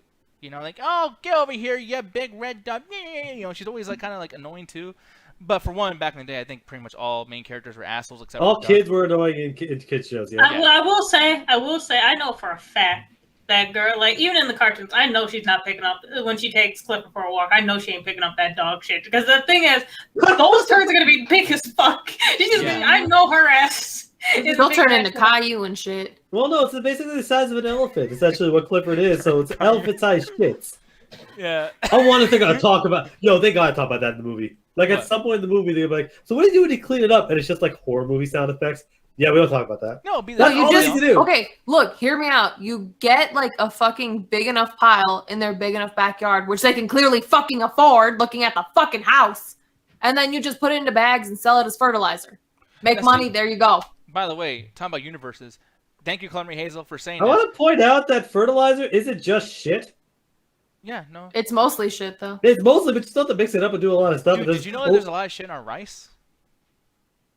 What? Yeah, in rice. There's a lot of shit in rice. Because, like, a big part of, like, the building the shit, where the fuck, like, you gotta, like, you guys shit. No, you don't have to shit. It's a whole growing thing. Yeah, it's Okay, okay. okay. A lot of the plants require fertilizer because it helps to make the land fertile, makes it grow faster, more yield. Most of that stuff gets heavily washed by the time it gets to you. But again, fertilizer is just here's a bunch of bullshit, literally, and just give it to you. You have to mix it with a lot of other stuff. So it's like getting that with all that dog stuff immediately fresh like that without some sort of processing plant. Good fucking luck selling that. Now, the thing is, though, thank you for the description, by the way, Clemmy Hazel, but I want to thank you really quick for bringing up what you brought up, because now I'm curious. We got that Sonic shit is going to be building up, and one day, Alan, you motherfucker, you'll learn one day we're going to get Hyrule, the movie. We're going to get That'll Mario Brothers. never We're gonna happen. get Hyrule. Mario's going to fuck up Ganon. It's going to be the shit. But That also, makes no sense. Why would Mario be fucking up Ganon? he goes in pipes. He's a plumber that shoots fireballs. Why is What the Mario fuck? fighting Ganon? Why is it Link fighting Ganon? I gotta be honest. I phased out of the conversation for a second, and all I heard was, "Why is Mario fucking Ganon?" I was like, "What?" Fighting, but yeah. And by the way, that would all make sense because Thick is in, bro. But the thing is, though, is like What? the PBS universe needs to happen too. I want some Dragon Tales. Dragon Tales, Dragon Tales. You better put. No, we need the real Dragon Tales. show, American Dragon. What the fuck? What is? You mean the Canadian fucking shit? Jake Long show? Yes, Are you gonna Which talk about Matlock version? too, you Season fucking- 1 The or good 2? the good one. Which one is that one? The first one? Okay. It was I only remember watching the first season. I'm like, this show sucks, but I kind of like it. American Ninja? No, Yes. American Dragon Jake Long. Jake. Oh, It was basically like, hey, what if we made Jackie Chan Adventures way worse? But it was fun. Oh, I see what Alan wants to grow up to be. You want to be as cool as this guy, didn't you? Look What? at him. Look at him all cool No, it right was there. just a TV show that was kind of interesting. What the fuck are you talking about? No, this looks like one of those like, man, he's cool. This show's cool by proxy. Yeah, dragons cool. Yeah, the guy. show was kind of lame. I literally just said the show kind of sucks, but it was fun. I can tell. I can smell it on you. No, you fucking just nerd. decided to go with some bullshit. You're doing everything you can to prove it. I mean, I can't. Then remember. who did you want to be when you grow up? Oh, that's a good one. I can't think. Keanu Reeves. I don't know, actually. I never really had the whole. I want Was to be it like Link? this person. No, not really.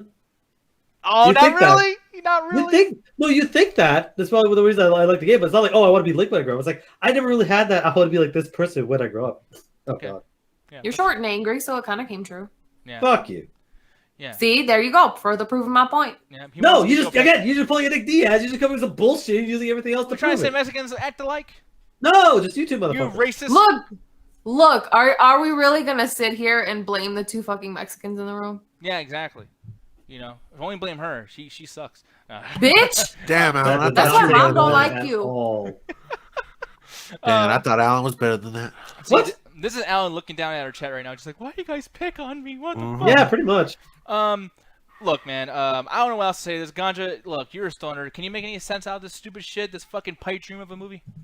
Not really. I don't know what you really want me to do in terms of like, it's a kids movie. Did you not read the Scholastic books? It became a PBS show. Like, there's not really too much to explain. There's like, do you want me to also explain the moon? Like the cow jumps over the moon, Baba Bash Sheep, like what's the other one? Rainbow Fish and shit. Look, we need a dark gritty reboot of Wallace and Gromit. Yo, yeah. If you give a mouse a cookie. Why the fuck did he jump over the moon?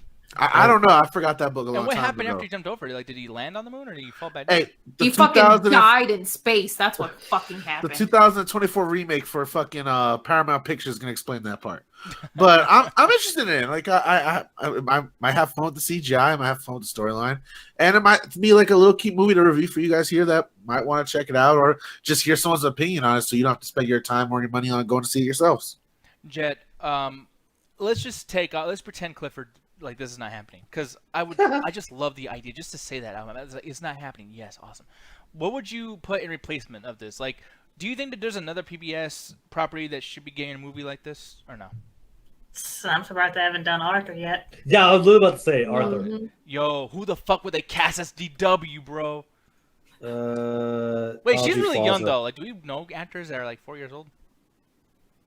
It depends. Do they want to have it where it's like are they gonna do it where we're just like, fuck it, they're not animals or humans now, so we just do whatever the fuck we want, or are we gonna try to basically give them all makeup like do cats? Yeah. We're gonna fucking get them. All I was picturing more of that like Rugrats type of CGI, or That just would make be it a shit. little bit more 2D, like that stuff. It depends if they I'm want to so go with it. animated or live action. But if they're gonna go live action, they might do a cats where they gotta get everyone to kind of look like animals and shit. So which means you could cast whatever you wanted as DW. Because again, how the CGI works, you can cast an adult as DW and it would work out fine. But Arthur would be one, but like that'd be way too expensive because essentially you're doing a $90 million, $100 million movie for. It's like, yeah, people like Arthur, but I don't know if it's gonna make like $300 million in the box office. Okay, so hear me out. We're gonna have Arthur's parents divorce. His mom finally realizes who she is, that she is a lesbian. And she goes into lifting weights and shit. And the dad, maybe he's got a girl on the side who also bakes. I don't know. No, but dude, see, Roxy, you say this like it's a joke and everything, but I'm telling you, it's probably gonna happen. No, but like it already did, dude. Buster's story in this fucking show is so dark. Like his mom has a bunch of dudes that come over, and he's like, "Is he my dad? No, is he?" Wait, what? Yeah, well, he doesn't say it like that because I'm fucked up. Okay, I'm not remember that shit. Now, is this actually true, or is this some fucking creepy pasta shit that's been going around? No, This really did make happen. it up. No, because dude, this is how my mom told me that my Thea was a whore. What? I watched the episode. Yeah, Yep. yeah. I watched the episode, and my mom was like, because I watched it and I had questions like, "Hey, I watched this episode, and Buster, he doesn't know who his dad is, and like the mom keeps doing anything. Like, that was kind of a sad episode." So my mom was asking me like, "Why did your eyes tear? You like grow up?" And because I was 20. That suddenly explains everything that's been going on in the last 5 minutes. Yeah, has a lot of sleepovers, huh, Ma? No, so here's the Kid thing. crying on a TV show. Grow the fuck up. I'm 5. No, so the thing is though, is I went to my mom. I was like, "Yeah, so what, like, yeah, like this whole thing was sad and blah blah blah." And she's like, "Okay, mijo, let me explain to you. Your tia Soya, she's just like that too. She doesn't know like the dad for Ricky and blah blah blah." I'm like, "Oh, for real?" And then I'm like, "Wait, so is that why she's always out like on Saturday nights about?" And like, I mean, the whole world opened up like, Looking for him. yeah, dude, like it's fucked up. And then it made sense for other shit too. Like in the Cable Guy, I never understood this one joke, but like Jim Carrey as a kid is watching TV, and like the mom's like, you know, "I gotta go," and it's like, "Hey, can you please fucking bring me like a friend or something?" He's like, "Well, yeah, I'm gonna make you baby brother. That's why I'm going to happy hour." And I was like, "Oh, she's gonna go have sex and have a kid." Like, I get it. Like, you know what I mean? But That's like, a really fucked up thing to say to a kid. yeah, it's fucked up. Cable Guy is a great movie though. We're gonna watch that one It of these is. days and review it on the show. But the thing is though, it's like those kind of things. I mean, what made my brain start thinking about it first was Arthur. I mean, and keep in mind too, there's an episode everyone makes fun of that fist thing. You know, "Oh, DW, told you not to touch it." But yeah, he beats up, he punches her in the fucking face because he keeps messing with his helicopter. Like, that's amazing. That's a great fucking episode. So yeah, I'm with Jet. Fucking Arthur, dude. You gotta make an Arthur movie. No, because and again, then Caillou. if they're doing an animated movie, sure, go ahead. Do another animated, modern animation, change it up however you want. If they plan to do live action like the Clifford movie, oh fuck no, that's gonna be terrible.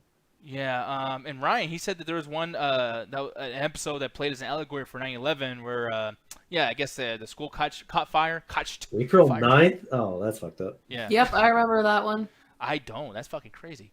Yeah. I know Mr. Rogers came in an episode and he tried to explain like sadness and death or something. He was like, "Listen, Arthur, you know, if you're gonna kill yourself, cut to the side, not up and down or some shit." I don't forget what it was. But- Actually, no, it is up and down, but that's horrible. I don't know. But Remember, down the Thanks for lane, letting not us know. across the street. Yep. You learned some good shit on the chat tag, y'all. the most efficient ways to. We had Lance Armstrong and his one testicle on the show. What? They also had the lunch lady get cancer. Yeah, but like, and we're making jokes, and this is funny, and blah blah blah. We're fucking around being assholes and edgelords, but this show does that, and I gotta tell you, like, I love the, you know, like, we call that, like, just the moxie for the show to do that when it doesn't need to. It's a fucking cartoon. You know Yeah, but the benefit of the kids show is like doing that helps to get kids learning these lessons at a young age, and it's like, yeah, it doesn't always go across, but like, you know, I don't really think you should be learning about death when you're 20. I think you should, you know, at least have some concept of it, you know, as you grow up, so you can, you know, gain some emotional maturity instead of like, oh, yeah, you're 20, now learning the concept of somebody not being around forever again. Like, that's gonna fuck you up way more learning that shit as an adult than if you at least had some idea of it as a kid. That's why, again, death, racism, all that shit. It's like, yes, it's heavy to, you know, lean on a kid, but it's like, if you do it properly, or at least have some support structure, you can have them grow and have maturity so that when they're an adult, they understand this shit a lot better. Yeah. Hell, they even touched on classism in fucking Arthur with Muffy and Francine and their whole like friendship dynamic. Yeah, and here's the thing, man. Like, maybe, you know, with this movie, we'll learn something here. You know, maybe we'll learn how to, like, you know, get our uncle, wag our tail, and just slam against a fucking wall. You know, that'd be really cool. So, yeah, Clifford Big Red Dog's coming out, I think it's September 17th. So, yeah, just 3 more months. And, hey, maybe when you guys go and enjoy that Double Toast of New York thing or whatever fuck in September, maybe you can wait a week and watch this with all the other stupid people in your group. But anyways, though, and I only mean the stupid people. Not saying all of you guys are stupid, you know what I mean? And no offense to stupid people. But anyways, though, guys, we're going to get the fuck out of here, though. It's been a long show, and it's just been cool to come back. It's been awesome talking to you guys about horror movies, Big Red Dogs, and suicide. So, Alan, why don't you tell people where to find you? And I need to get better at podcasting. Yeah, it's been 3 years. You should probably get on it. So follow me on the Metropolis. The MovieBot's going to send out all the information. Follow me on Facebook. You'll get premiere notifications for the Metropolis. Illuminati, we just did an episode. We had an episode go up today. It's a bit of a longer one, so be sure to check that out. Everything's been basically, even though that we've been on hiatus on Chat Tech, everything's been going normally there. So just drop a like on this so you guys know. Everything it's been great. Illuminati, but Chat Tag is just a big piece of shit. You know, I mean, we went on vacation. Oh, it's just been so good over here in Chat. I literally said at the end of the fucking Chat Tag, like that. You know what? Yeah, never mind. Chat Tech sucks. I quit. There you go. I just went. I'm sorry, Alan, but no, go ahead. I quit. Fuck you, Dick. I'll see you tomorrow. Good night, everybody. Peace out, everybody. Not again. I'm so sorry. Anyways, guys, with that said, bye-bye. And the Metropolis actually is cool. Go over there and check them out. And we are done here. So the music is playing. That's what took me a while. I'm sorry. I apologize. That's what he said. Alan, I love you. Come back over here, man. No, I quit. Come on, you wanna watch Jason Takes Manhattan and that choreography? You mean Jason doesn't take Manhattan? Yeah. Jason on a boat. Jason takes a long time to get even slightly interesting. Jason on a fucking cruise ship. Look, it doesn't even get interesting in Manhattan. It's just like, wow, the movie's here, and it's over. Jason takes Disneyland. People, we out of here. Past security. We're gonna raid Mr. Reverend. I'd like to see Jason try to get past Disney security. Woo, Crispy Chris! Crispy! No Don't say that or his house is gonna burn down or something. I hope the air conditioning is on. Oh, Chris. Slash tires. End the show. Okay, anyways, guys, rating now. Bye-bye. See ya. All that good stuff. Bye.